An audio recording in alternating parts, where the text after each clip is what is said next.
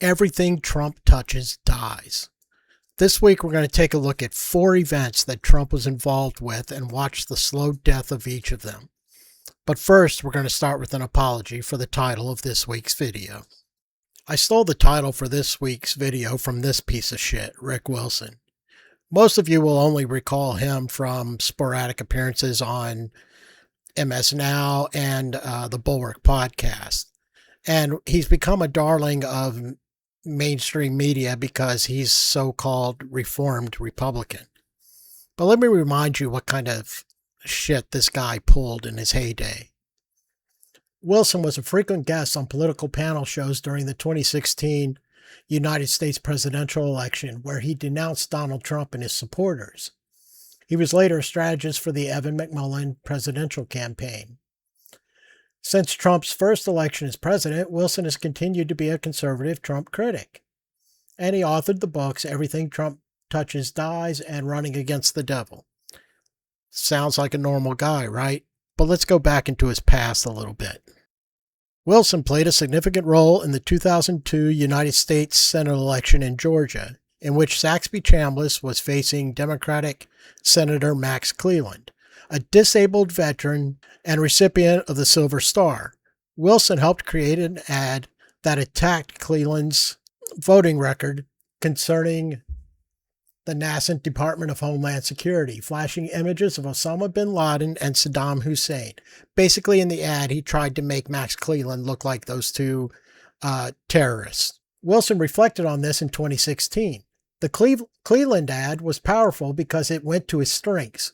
Everyone assumed Cleland was immune to critiques on national security issues.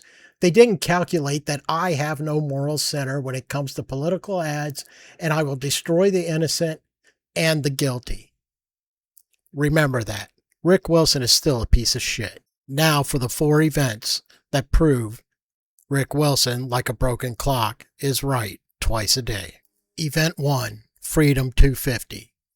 Now I know everybody out there has seen all the videos and all the pictures, and I'm not going to recount them all, though I am going to highlight a few that I really like. I want to draw everybody's attention to the fact that the Freedom 250 thing was a money laundering operation by Trump and his cronies. They basically stole all of the money that was set aside on a bipartisan basis for America 250, which was supposed to be a celebration of the arts and crafts and culture of America, including things like Burning Man Music Festival. They were planning to do several music festivals over this 2-week period. Trump hijacked that shit. And here's what we got for it from BuzzFeed News.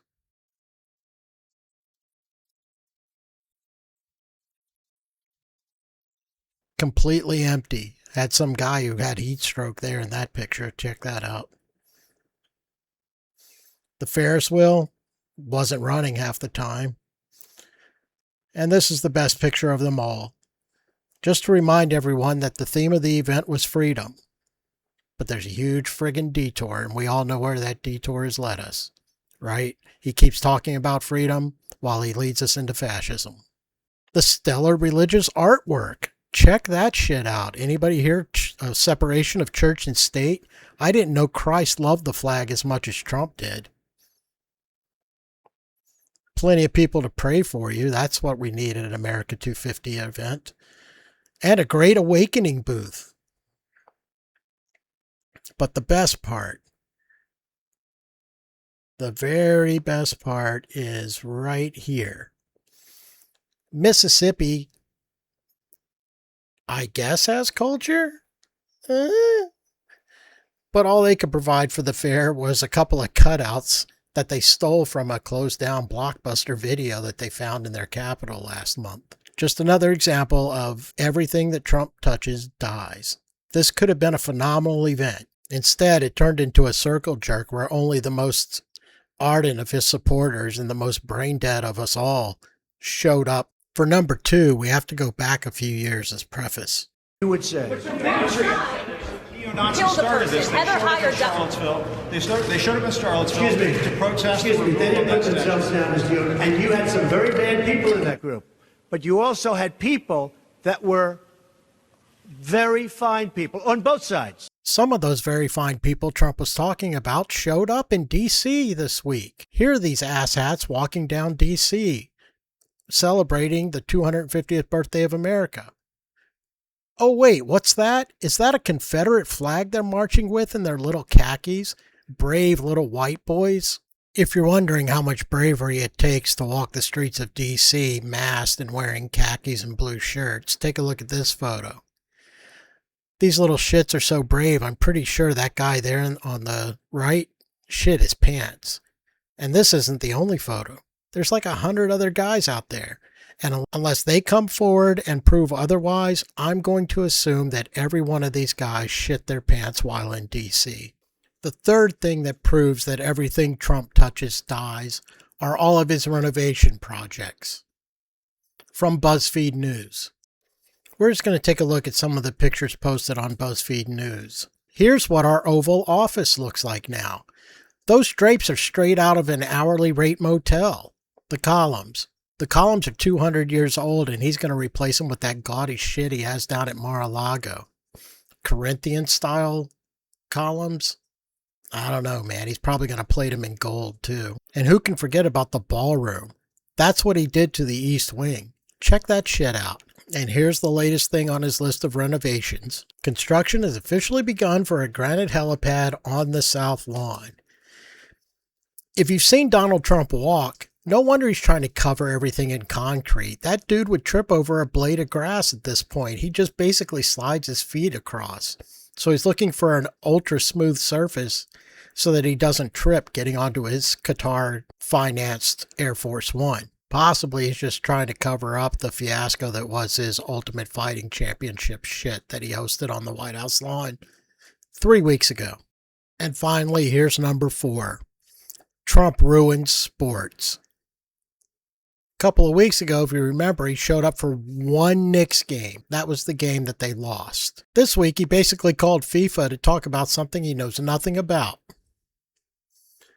FIFA's disciplinary committee, the body that lifted American striker Valérien Balogun's one-game suspension ahead of Monday's U.S.-Belgium game, defended its decision in a statement released hours before kickoff in Seattle, but didn't explain the rationale for making it. The 13-paragraph statement the committee explained the body's rationale for reconsidering Balogun's suspension. The review came after President Donald Trump called FIFA chief Gianni Infantino last week to call for the soccer boss to take another look at the decision after Balogun received a red card against Bosnia and Herzegovina. Said suspension of the implementation was decided considering all the specific circumstances surrounding the incident and evidence available, the committee said. A committee, by the way, that hosts one of the most corrupt organizations in the world, getting pressured by the most corrupt president in the history of the United States. Now, whether or not Balogun deserved a red card is beside the point. He got the red card. And what did FIFA do? They didn't dismiss the red card. They couldn't go that far. They just suspended it for a year. So next year, this guy's going to be playing somewhere and randomly he's going to have to sit out a game. So what was the result of Trump's pressure campaign on FIFA to make sure that Balogun played in the game?